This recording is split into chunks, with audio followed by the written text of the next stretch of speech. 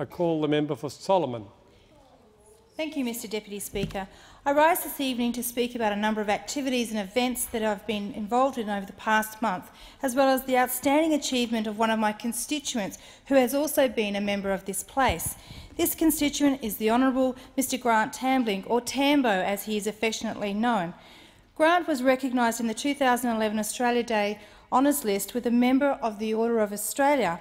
This honour was bestowed upon Grant for his outstanding service to the Parliament of Australia, to the community of Norfolk Island and to the Northern Territory through his contributions to state and federal governments.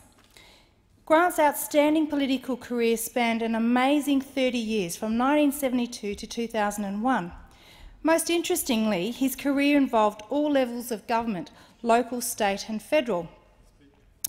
After what we all thought was his retirement from politics, he was appointed to the vice-regal position of Administrator of Norfolk Island in January 2003, a role he held until 2007. Mr Deputy Speaker, as mentioned in my first speech, Grant is a mentor of mine and he has made an enormous contribution to the development of the Northern Territory in a way that I strive to emulate. I congratulate him on receiving this award. Grant is held in high regard, and many of his past colleagues still in this place talk of him fondly, as do many Territorians.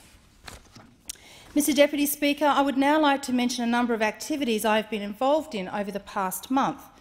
I joined many volunteers on the 21st Annual Clean Up Australia Day, and I'd like to pay a special tribute to Hayley Fletcher, who coordinated the clean-up of Dripstone Park.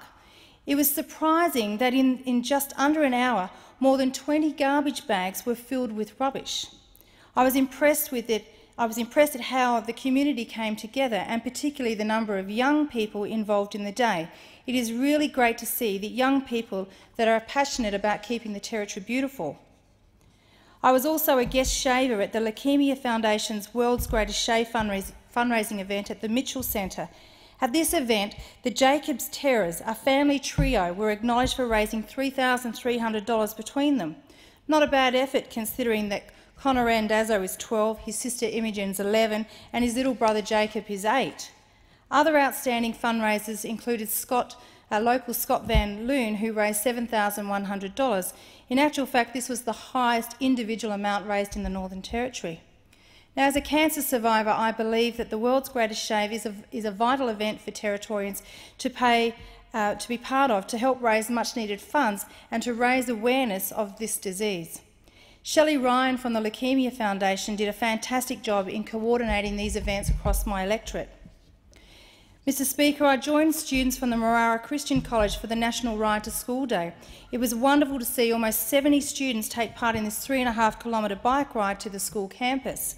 Students were accompanied by Principal John Metcalf, Assistant Principal Adrian, along with some parents, a local community police officer, Linda Farron, and local police officer Linda Farron.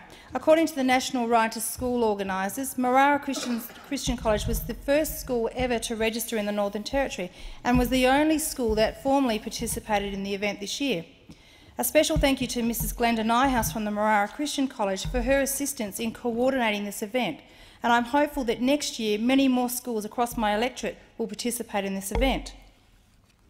Mr Speaker, this past weekend I was very privileged to attend the St John's College presentation ball. I was honoured to be involved in the presentation of 44 Year 12 students alongside Bishop Eugene Hurley. It is wonderful that such a tradition is still carried out, even with a modern twist. The students were incredible and were a credit to their family, teachers and their school community. I'd like to pay special mention to teachers Bronwyn Graham and to Tony Walton, who work with the students to teach them special dances and appropriate etiquette for the evening. One final thing, Mr Speaker. I've been asked again about the Indigenous Funding Guarantee Program, which the Gillard Labor government committed to in the lead-up to the 2010 federal election. St John's College is affected by this decision, and like the other schools I've previously mentioned, this delay is costing jobs in the Indigenous education sector in my electorate. These schools seek further assurance as to whether the promised but delayed payment of the remote rate for remote students based on at their school will indeed be backdated to 2010. I pose this question to the Gillard Labor government, Mr Speaker. When can schools in my electorate expect to hear the government's decision on whether or not they will be backdated or not?